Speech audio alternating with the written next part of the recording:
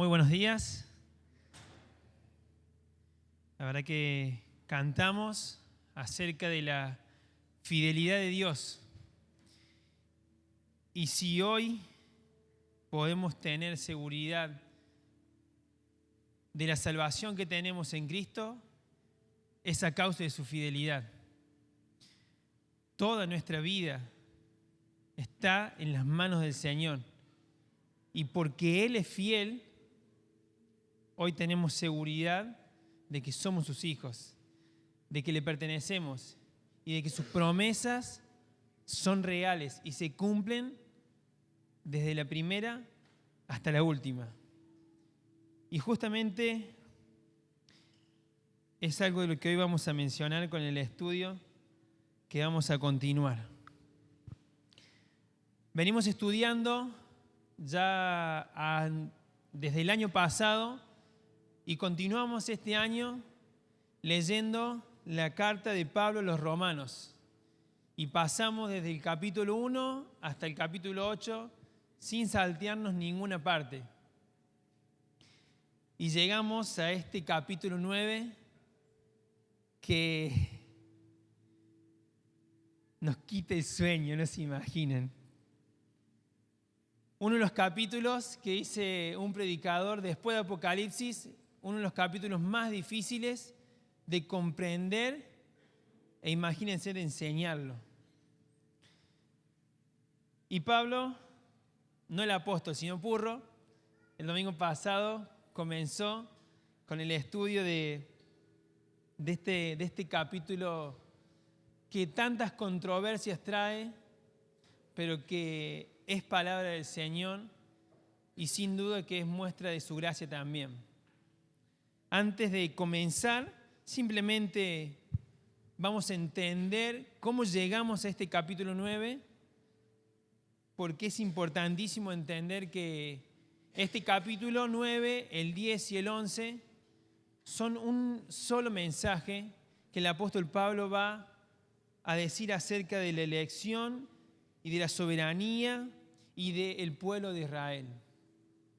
Entendemos y hemos estudiado a partir del capítulo 1 y vimos que todo hombre es condenado al justo juicio de Dios por su condición de pecador, que no hay diferencia entre judío y gentil, todos a una se han descarriado, todos de la misma manera son pecadores y están bajo la condenación justa de Dios. Pasando el capítulo 3 y llegando a su final, Pablo introduce la justicia de Dios que es por medio de la fe. Es por fe y para fe, dice Romanos. Y siguiendo hasta el capítulo 5 nos da el ejemplo de Abraham, que fue salvo justamente por la fe.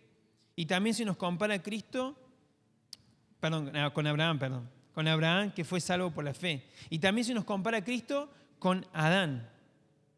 Y siguiendo con el desarrollo desde el capítulo 6 en adelante, Pablo nos va a mostrar cómo es la obra de Dios en la vida del creyente y qué es lo que justamente esto implica. Y llegamos al capítulo 8 que pudimos ver hace unos domingos atrás, en el cual se nos enseña acerca de la vida en el Espíritu que tenemos, la gloria futura y la seguridad de estar unidos en Cristo. El capítulo 8 concluye con un desarrollo, con una fluidez perfecta del apóstol Pablo. Y miren, podríamos continuar directamente con el capítulo 12, que después de enseñarnos la verdad, la teología acerca de nuestra salvación y la condición del hombre, pasaríamos al 12, la parte práctica, y sería perfectamente su fluidez. Pero Pablo hace un paréntesis en este desarrollo y nos va a hablar acerca de lo que él sentía y acerca de la fidelidad de Dios. Y como vimos el domingo pasado, el apóstol Pablo comienza este capítulo abriendo su corazón. Y les voy a invitar que ustedes también puedan abrir sus Biblias y abrir sus corazones para que Dios nos pueda hablar en esta mañana. Romanos capítulo 9.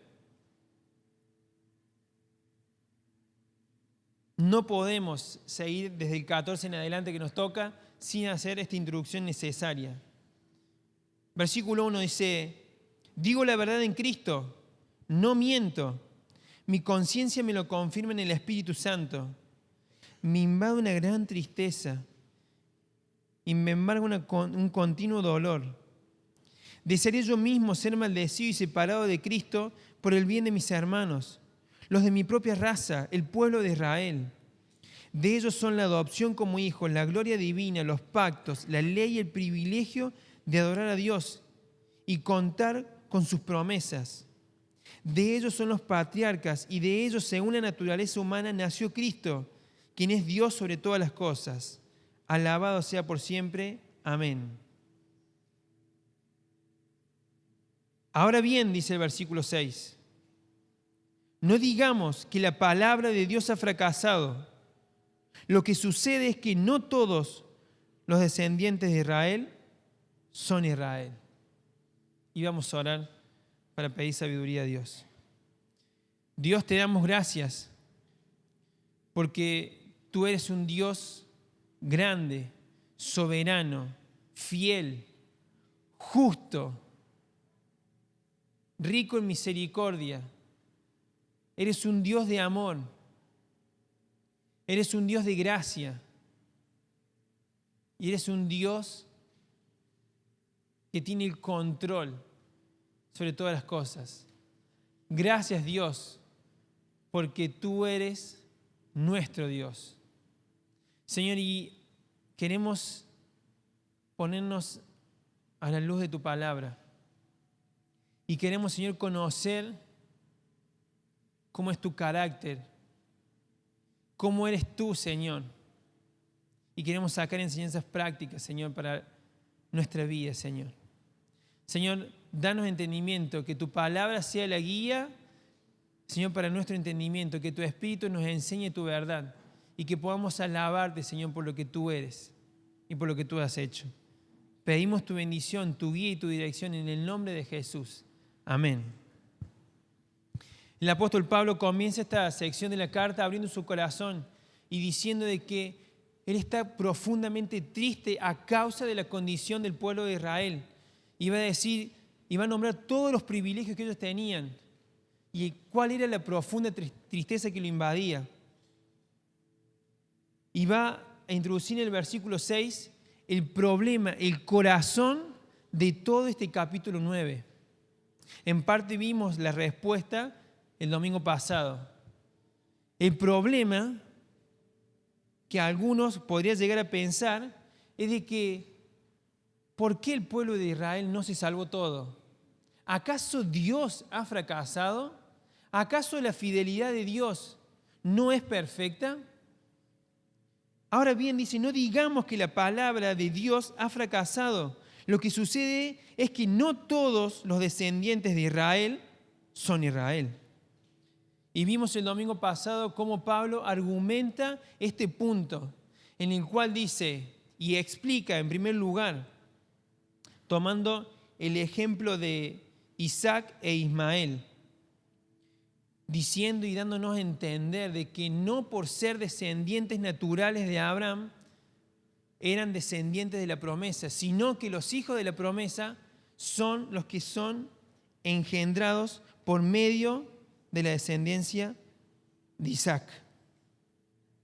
En otras palabras, dice el versículo 8, los hijos de Dios no son los descendientes naturales, más bien se considera descendencia de Abraham a los hijos de la promesa.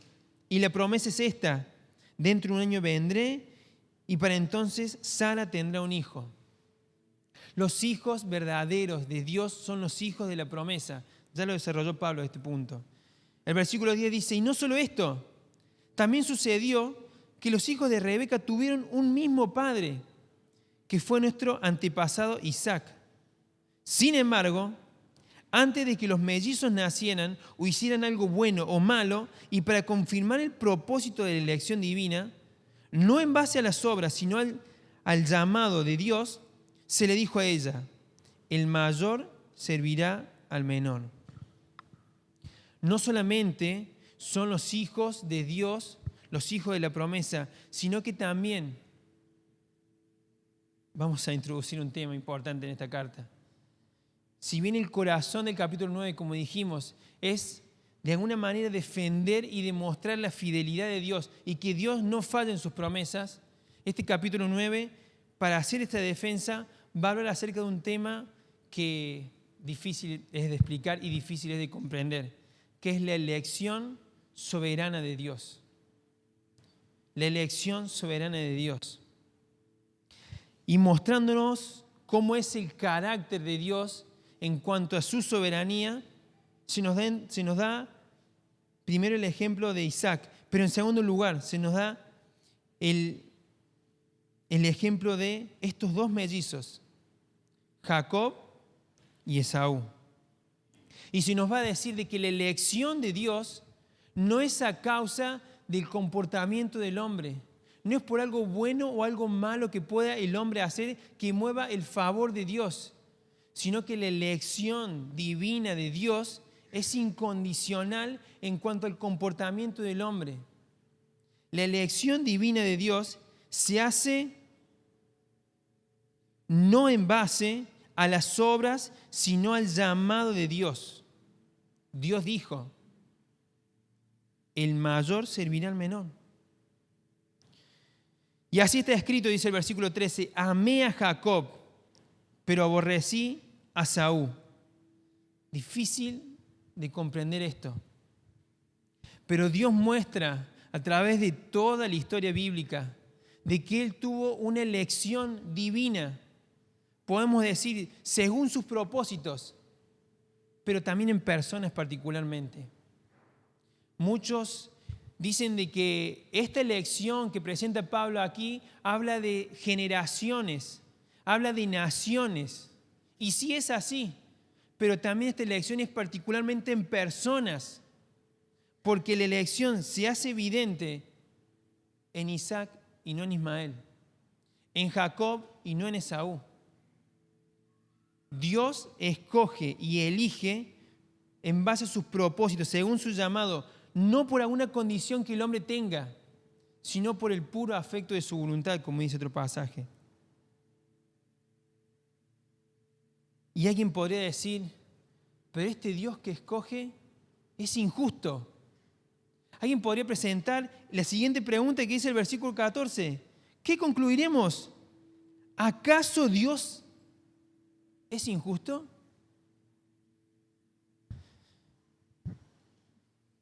Una persona se acercó a un predicador una vez y le dijo, no puedo entender esto. ¿Cómo puede ser que este Dios, que es un Dios de amor, escoja a personas y permite que otras sean condenadas a causa de su pecado? ¿Cómo es esto posible? Y el predicador le respondió, yo tampoco lo entiendo. Y yo personalmente tampoco lo entiendo. Pero en cuanto a la soberanía de Dios, la pregunta no es ¿por qué Dios es injusto y no salva a todas las personas? La pregunta correcta delante de la soberanía de Dios es preguntarnos ¿por qué Dios salva a algunos? ¿Por qué Dios tiene misericordia de algunos? Dios en su justicia, como vimos en el capítulo del 1 al 3, juzga al hombre a causa de la condición de ser pecador. La condenación viene al hombre no porque Dios no lo escoja. La condenación viene al hombre a causa de su naturaleza pecaminosa, por haber fallado a la ley de su conciencia. Todo hombre es condenado. Y dice Romanos, en el capítulo 3, por cuanto no tienes excusa, tú hombre, quien quiera que seas. La condenación y el juicio de Dios y la justicia de Dios es justa y se hace evidente cuando Dios condena al hombre a causa de su naturaleza pecaminosa. Todo hombre es condenado a causa de la ley de su conciencia, pero aparte el pueblo de Israel tenía la ley y no la cumplió. Y la ley no se introdujo para traer salvación al pueblo, sino que se introdujo para mostrar de que era imposible de que por sus propias obras llegaran a alcanzar el favor de Dios. Todo hombre es condenado a causa de su condición natural de pecador. Y el pueblo de Israel se le suma de que son condenados a causa de que no pudieron cumplir la ley y los propósitos de Dios. La justicia de Dios no es injusta. ¿Acaso alguien puede decir, Dios es injusto porque condena al hombre por su pecado? De ninguna manera. Dios es justo y no tendrá por inocente el que es culpable.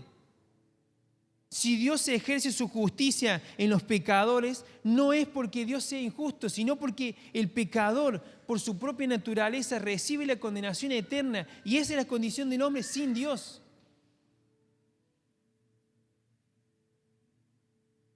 ¿Qué concluiremos? ¿Acaso Dios es injusto? De ninguna manera. La expresión aquí es absolutamente no, no, no. Dios no es injusto de ninguna manera. En su soberanía se expresa la justicia de Dios. Versículo 15, es un hecho que a Moisés le dice, tendré clemencia del que yo quiera tenerla y seré compasivo con quien yo quiera hacerlo. Por lo tanto, la elección no depende del deseo ni del esfuerzo humano, sino de la misericordia de Dios. Y esto es lo que vimos el domingo pasado. Dentro de su soberanía podemos ver el justo juicio de Dios. Pero de la misma manera podemos ver la misericordia de Dios. Y podemos entender a la luz de su palabra de que así como pasó en el pueblo de Israel y se demuestra aquí esta defensa, Dios no ha fracasado, sino que Él ha sido fiel y tiene misericordia de quien quiere tenerla. Esto es difícil de comprender. Pero Dios es clemente y tiene misericordia de quien quiere tenerla. Dios hace una elección soberana, sin ningún condicionamiento de la persona. Muchos dicen de que, o plantean de que, en primer lugar, todos estamos de acuerdo de que si somos cristianos es porque Dios hizo la obra en nosotros. Todos entendemos y creemos de que si somos hijos de Dios es porque Dios nos escogió e hizo la obra de salvación completamente en nosotros. Nosotros respondimos a ese llamado favorablemente a Dios, pero no tenemos parte alguna en la salvación de Dios. Sí somos responsables en cuanto al responder a su llamado, pero Dios es el que hizo la salvación. La salvación es de Jehová.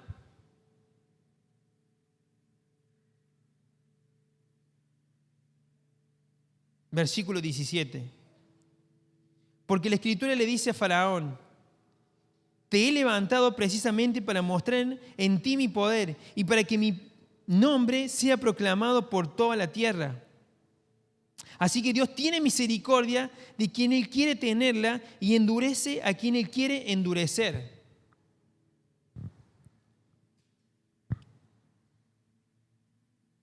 Dios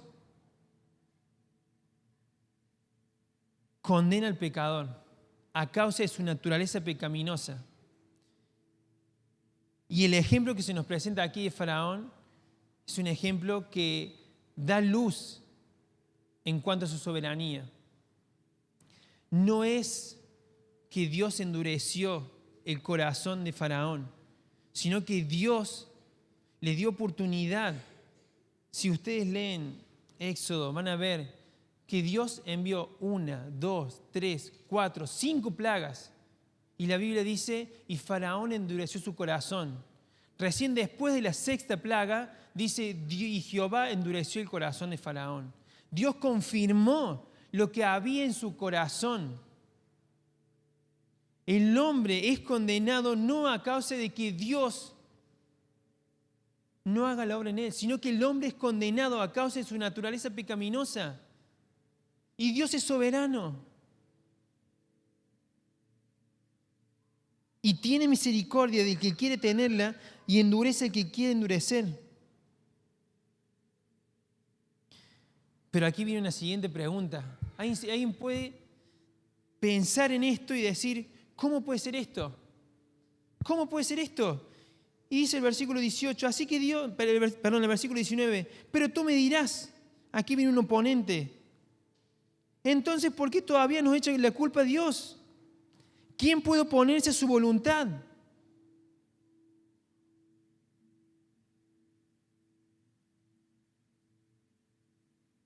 ¿Quién puede echarle la culpa a Dios a causa de su naturaleza pecaminosa?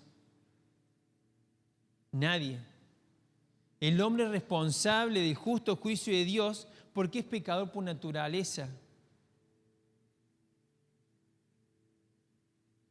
Dios, vemos en Romanos 1, lo único que hace es retener la injusticia de los hombres. Pero muchas veces Él deja que esa naturaleza se desarrolle. Y dice en el capítulo 1, dice que Dios permite, dice una y otra vez, Dios dice lo voy a leer.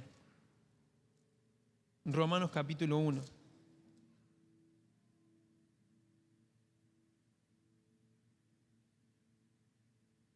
Versículo 24 dice, por eso Dios los entregó a los malos deseos de sus corazones, que conducen, y sigue diciendo toda la lista.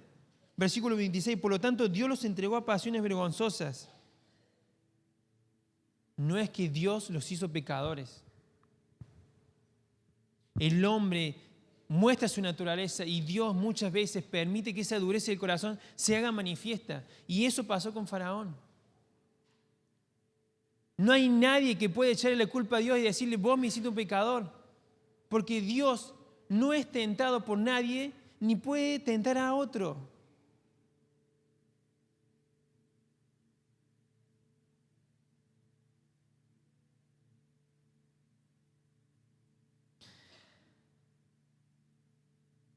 Y el versículo 20 va a dar la respuesta a esta pregunta. Pero no va a tratar de explicar una vez más la soberanía de Dios, sino que va a tratar con el corazón del oponente, del que está cuestionando la soberanía de Dios. Y va a decir,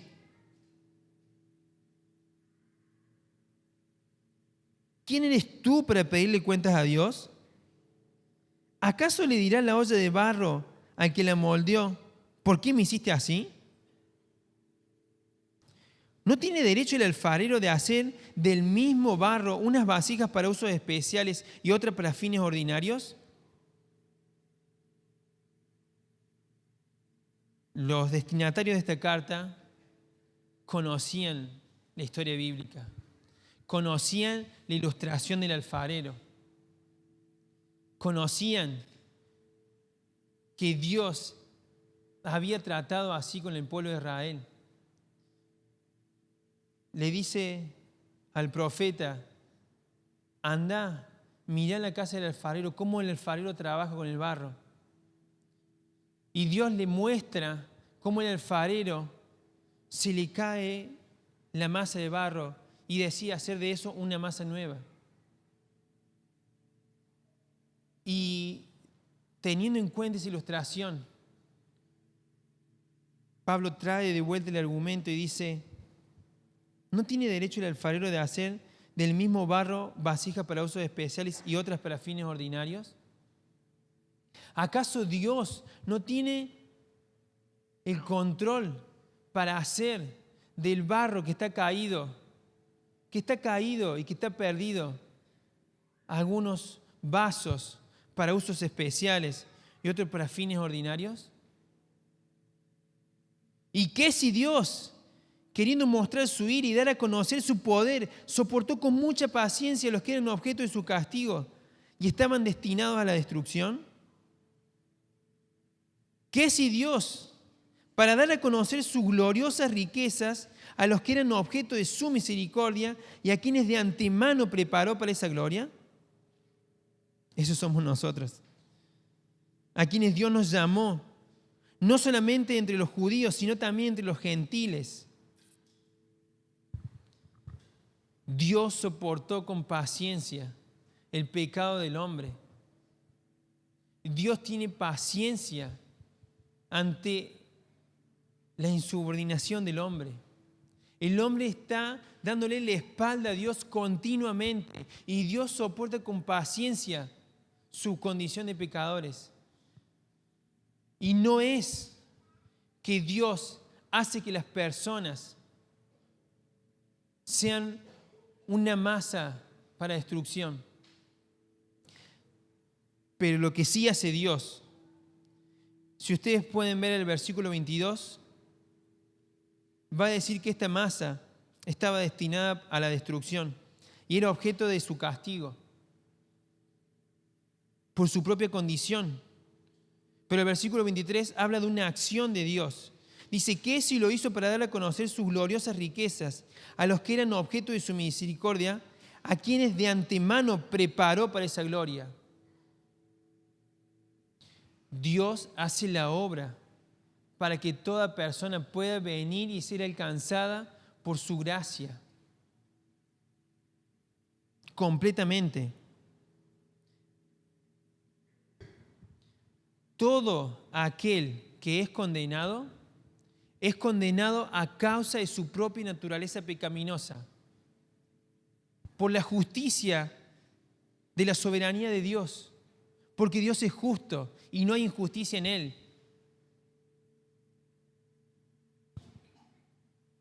Y todo hombre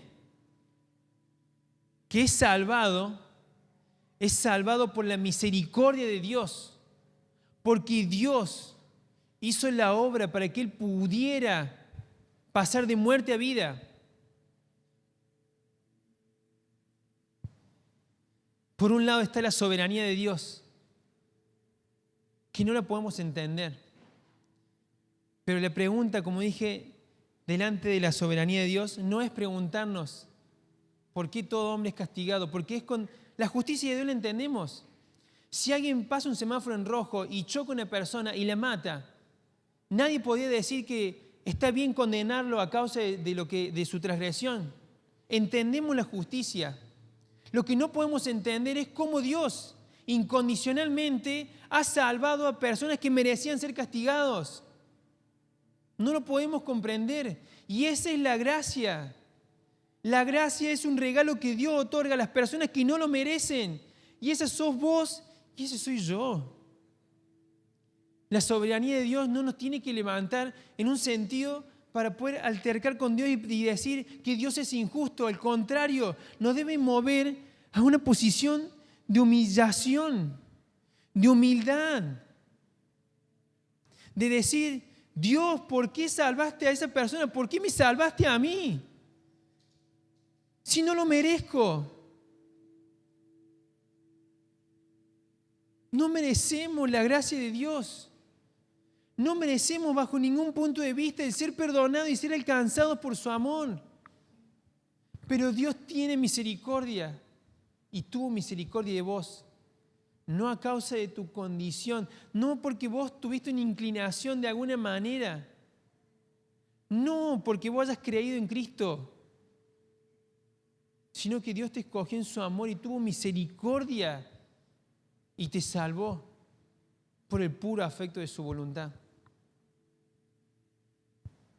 Esto nos debe mover a adorar a Dios y decir, Dios, como dice Pérez Millo, no podemos entender la soberanía de Dios, pero lo que sí podemos hacer es un acto de humillación y decir, aunque no lo comprendo, gracias Dios porque vos sos bueno y porque todos tus actos están basados en tu misma esencia, que es amor, gracia y justicia.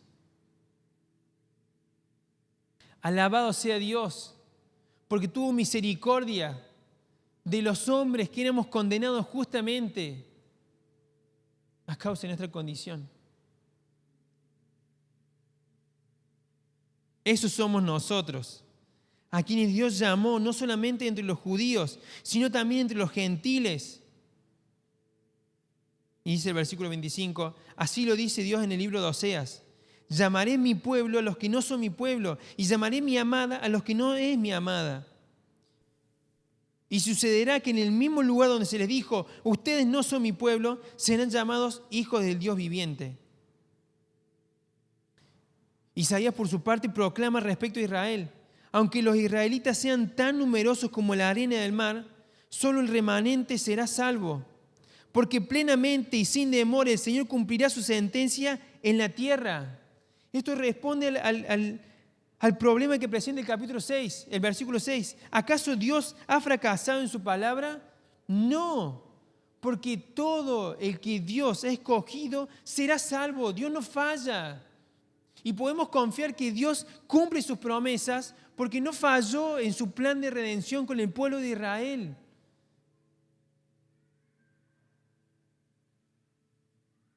Porque plenamente y sin demora el Señor cumplirá su sentencia en la tierra.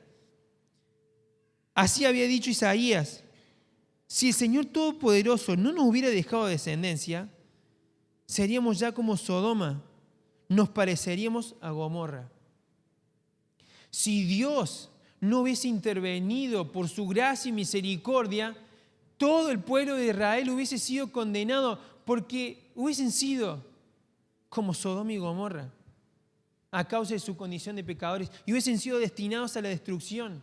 Pero Dios, que es fiel en sus promesas y que prometió que del pueblo de Israel iba a haber una descendencia y que sus promesas son incondicionales y sus pactos son incondicionales, Él tuvo misericordia para que su palabra se cumpla.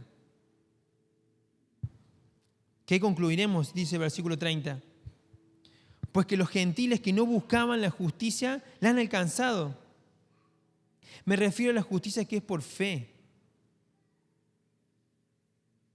¿Qué concluiremos? Pues que los gentiles que no buscaban la justicia la han alcanzado. Me refiero a la justicia que es por fe. La elección de Dios es incondicional. La elección soberana de Dios es incondicional.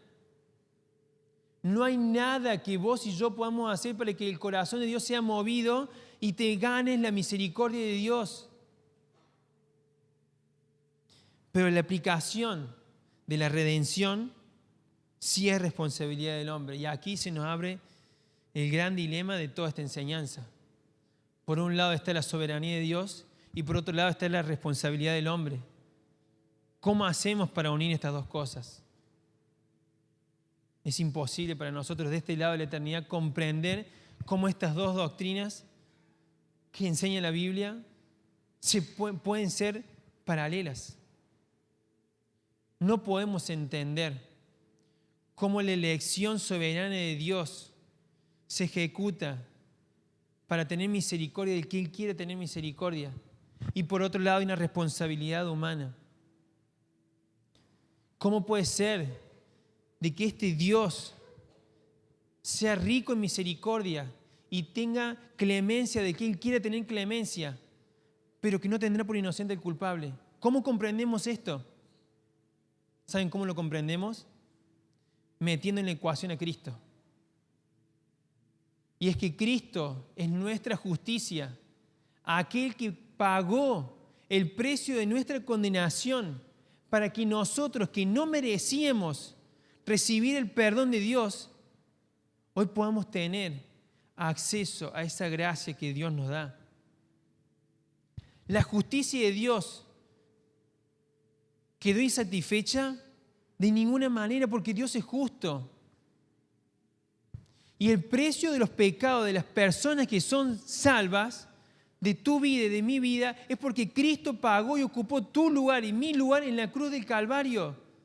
Podemos entender la justicia y la misericordia de Dios en Jesucristo mismo, el cual era Dios, el cual entregó su vida, el cual pagó el precio de nuestros pecados, el justo por nosotros los injustos, para que Él sea llamado nuestra justicia. Todo hombre que es salvo es por la gracia y la misericordia de Dios, porque Cristo pagó el precio de nuestros pecados. Los gentiles que no buscaban la justicia la han alcanzado. Me refiero a la justicia que es por fe. En cambio, Israel, que iba en busca de la ley que le diera justicia, no ha alcanzado esa justicia. ¿Por qué no? Porque no la buscaron mediante la fe, sino mediante las obras, como si fuese posible alcanzarla así. Por eso tropezaron con la piedra de tropiezo, como está escrito. Miren que pongo en Sión una piedra de tropiezo, una roca que hace caer, pero el que confíe en Él no será defraudado. Hay una responsabilidad de todo hombre en cuanto al Evangelio de Dios. Hay una responsabilidad que el hombre tiene delante del Evangelio. Dios hace la obra en Jesucristo. Sí, hay un versículo que nos ayuda a entender y da luz en cuanto a la soberanía y la elección divina y a la responsabilidad del hombre. Es Juan 1, 2 y 13. Vamos a buscarlo. Juan 1, hay muchos versículos que podríamos leer, pero ya el tiempo se nos ha ido y tengo que terminar. Juan 1, 12 dice: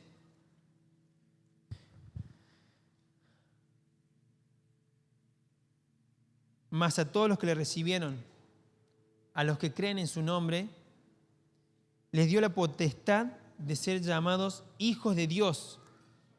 Hay una responsabilidad. Hay que creer. Hay que recibir. Pero dice el versículo 13, estos no nacen de la sangre, ni por deseos naturales, ni por voluntad humana. Nadie se hace salvo porque quiere ser salvo. Al contrario, no hay nadie que busque a Dios. No hay justo ni aun uno. No hay quien entienda. Ni uno solo en toda la creación tiene una inclinación a aceptar el regalo que Dios ofrece, sino que nacen de Dios. Todo aquel que es salvo es porque Dios lo hace nacer de nuevo. Hay una responsabilidad del hombre en cuanto a escuchar el Evangelio, porque el Evangelio es poder de Dios para salvación a todo aquel que cree. Nadie puede decir que Dios no alcanza o no tiene misericordia de él, porque Jesucristo pagó el precio de los pecados de todas las personas. En Cristo hay salvación para todo aquel que cree. Podemos predicar el Evangelio teniendo la certeza y la seguridad de que si hay una persona que está a tu lado y que no conoce a Dios, puede ser alcanzada por la misericordia de Dios. Porque si cree y recibe la gracia y el favor de Dios, Dios lo perdona. No hay nadie que pueda decir que Dios lo ha rechazado. Nadie que esté en el infierno y que va a ser condenado puede decir de que vino Dios y Dios lo rechazó. Porque todo aquel que a mí viene, dice, lo recibo y no lo echo fuera. Vengan a mí todos los que están cargados y trabajados, que yo los haré descansar, dice Jesús. Está la soberanía de Dios y debemos humillarnos delante de su soberanía. Pero hay una responsabilidad del hombre paralela a esta elección, en la cual cada uno es responsable de aceptar o rehusar en la oferta que Dios hace. No es una oferta, por así decirlo, que está de moda. El precio que Cristo pagó en la cruz del Calvario fue muy caro.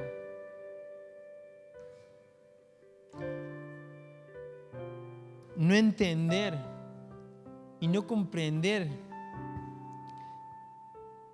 la implicancia del pecado y de la justicia de Dios menosprecia de alguna manera lo que Cristo tuvo que hacer para que nosotros seamos alcanzados y ser perdonados. La justicia de Dios es absoluta y no hace diferencia, pero en su gracia Dios tiene misericordia de todo aquel que cree. La sangre de Jesucristo tiene el poder para redimir y perdonar a toda persona que viene a Cristo. Jesucristo pagó el precio de tus pecados. Y si vos estás en este lugar y quizás no podés comprender este Dios, yo tampoco lo comprendo. Pero lo que sí podés hacer es aceptar de que en tu condición de pecador no encontraste paz nunca y no la vas a encontrar. Quizás estás buscando en un trabajo, quizás la estás buscando en un vicio, quizás la estás buscando equivocadamente. Lo que te puedo predicar, lo que te puedo anunciar conforme a la palabra de Dios es de que Dios no rechaza a aquel que viene humillado y contrito ante su presencia. Ven a Cristo. Él te ama, te perdona, te redime, te limpia de todos tus pecados y te da la potestad, el derecho de ser llamado hijo de Dios. No pierdas esta oportunidad. Y si sos un hijo de Dios, ahora vamos a compartir los símbolos que nos muestran la justicia de Dios y la misericordia de Dios. La justicia por cuanto Cristo tuvo que entregar su cuerpo y derramar su sangre a causa de nuestro pecado. Y su misericordia porque en Cristo es salvo todo aquel que cree. Cristo es suficiente. Cristo tiene el poder para salvar a toda persona. No hay pecado que vos hayas hecho que Cristo no haya pagado en la cruz del Calvario. No hay nada malo que vos hayas hecho para no merecer el perdón de Dios, porque Cristo en la cruz del Calvario pagó el precio de tus pecados.